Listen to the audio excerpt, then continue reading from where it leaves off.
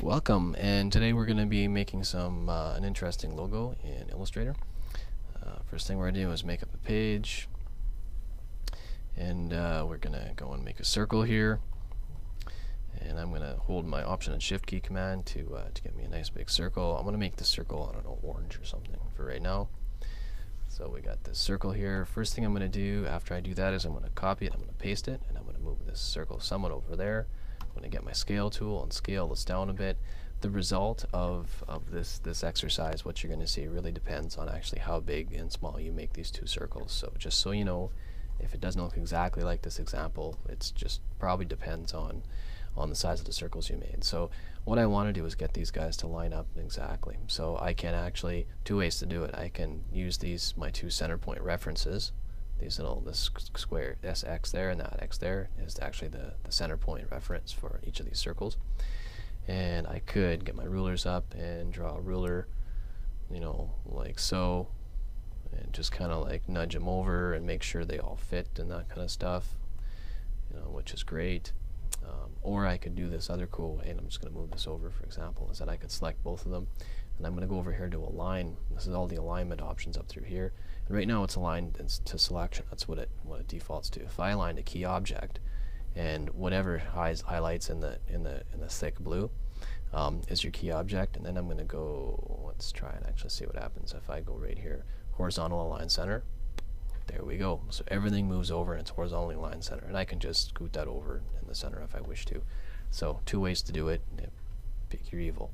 So after that's done, we're going to go in here and I'm going to select, this is on the topmost, so what I'm going to do is select both of them, get my pathfinder up, and I'm going to go to minus front. Pow. That's what you want to see, this crescent shape. So I'm going to take this guy and I'm going to move this crescent shape a duplicate off to the side.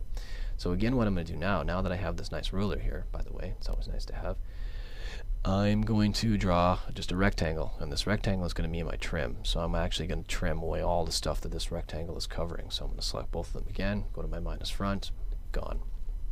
So now what I'm going to do is I'm going to draw a circle. Now this circle is my reference point. So I'm going to hold Command and Shift down. I'm going to draw a circle like so.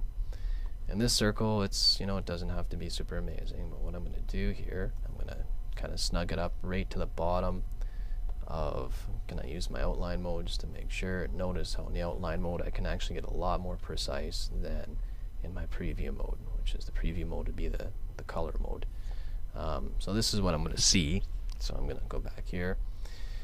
So now what I'm going to do is I got to do some math because I want to rotate this angle 3 times through 360 degrees. So I'm going to go to my calculator, and if I do 360, geez, I hope this works, divided by 3, okay, equals 120. You can tell I'm not really good at math. I should have known that. So 120 degrees. So what I'm going to do here is I'm going to select this guy, and this is where it gets really cool. I'm actually going to first select this, and I'm going to draw another reference point right here. So what I'm having is this nice crosshair, so I know exactly where the dead center of this circle is. So I'm going to go in here, select this guy, get my rotation tool, and I'm going to option click right smack dab in the middle, and you'll see what happens is this thing wants to rotate around. So I just have to figure out exactly which angle I want it to rotate at, and yeah, okay, we can do it a couple different ways. I'm going to just type in 120, and if you go click on preview, you'll see this is what happens. So depending on number one, how you set this up in the beginning, this actual shape, and the angle at which you rotate at, you're going to get a couple different things. If I go to copy, and I go to copy again, you're going to see this.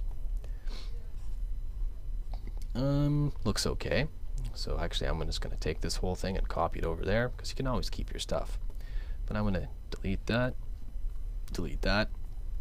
I think what I want to do, I want to get a different shape, more like a kind of a propeller spirally shape. So what I think I'm going to do is take this angle here and rotate it over there, just so it kind of touches, and you'll see what I'm doing in a second. So I'm just going to rotate this down and over. Actually, let me see if I can do this correctly.